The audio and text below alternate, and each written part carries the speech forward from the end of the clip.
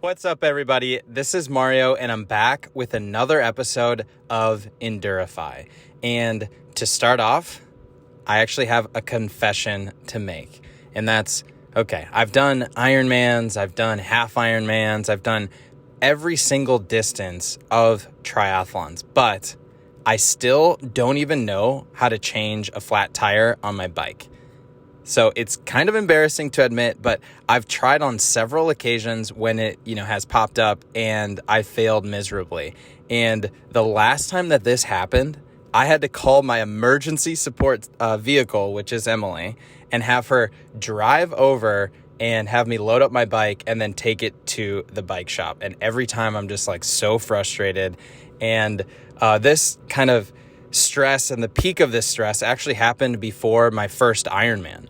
And it was maybe a week or two before the race. And I was thinking through, okay, I've trained for like over 6 months. I've trained for, 8 months or something like that. And I was thinking through, what are all of the things that could go wrong and what could I do to prevent them from happening? And a big part of that was thinking of mechanical issues or equipment issues. So I searched the internet to see what could I do, and I found something, and I think I just typed in like how to avoid equipment issues on race day.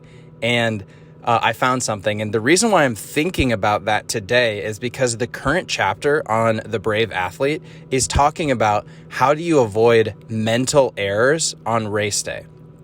So if you've ever said something like, I train well, but I just keep messing up on race day and making mental errors, then it likely means that you're focusing on the wrong things that are out of your control. And so that's kind of what I was doing. I was worried about all of these mechanical issues that could happen. And those are things that are mostly out of your control.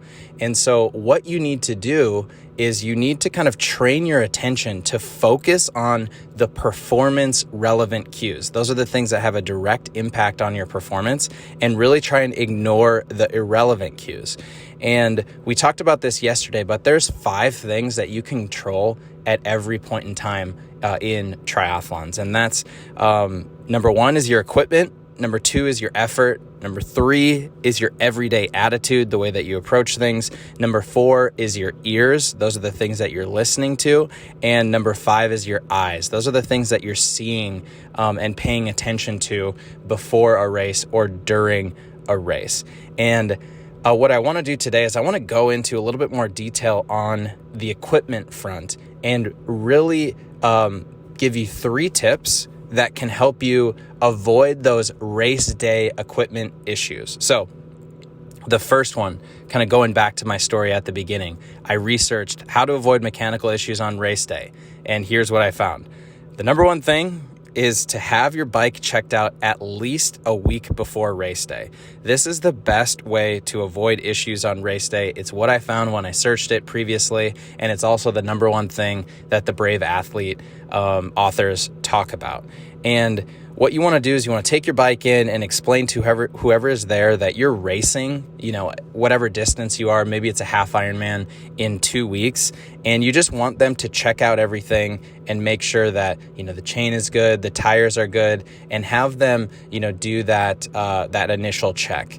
And what you want to do is you want to make sure that it's at least 2 weeks out to avoid kind of those last minute issues or the last minute stress that can happen.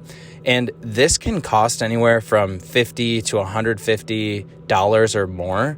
But to me, it's worth it for the peace of mind.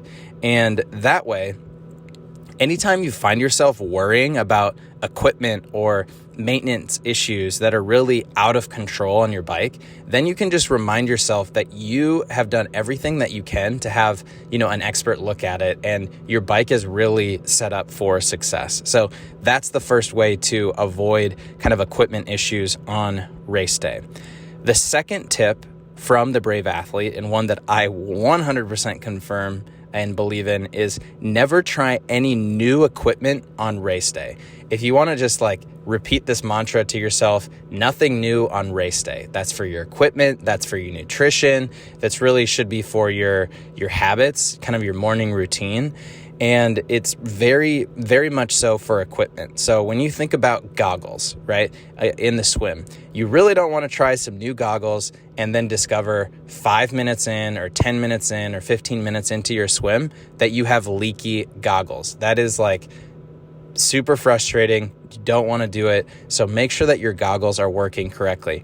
Same thing with your wetsuit. Like maybe you buy a new wetsuit before a race, or you don't really do too many open water swims when you're training. And then you discover this wetsuit where fit is the most important thing is way too tight and it constricts your breathing.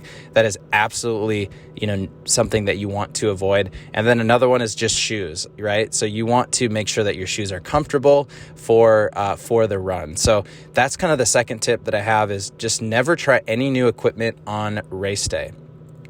Third tip is to print out or just have something on your phone or in front of you, a pre-race equipment checklist. Okay, so you want to make sure you have that pre-race equipment checklist. Goggles, swim cap, swim number, towel, bike shoes, bike helmet, sunglasses, shoes. There are just like so many different things to remember the night before a triathlon, and you're already going to be feeling nervous. Maybe you're excited, maybe you're worried, maybe you're stressed because you're traveling and it's, a few hours away, or, and that list that I just mentioned, that's not even half of the things that you need to bring. Those are just this blatantly obvious ones. And so you really want to make sure that you have a pre-race equipment checklist. I have a checklist that Emily and I have been using for the past 7 or 8 years, and we're still adding things to that list, right? Because I'm getting into bigger distances. I'm learning what works for me, what doesn't work for me. So have something that has all of those essential things that you need, and also be updating it as that goes on. So that those are the 3 tips that I have to avoid any sort of equipment issues on race day.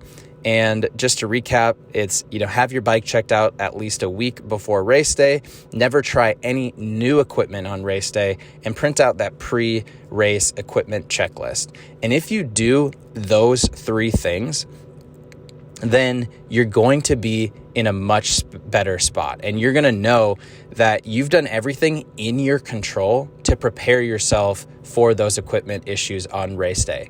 So again, like I mentioned, if you ever find yourself worried, what if this happens? What if that happens with your equipment?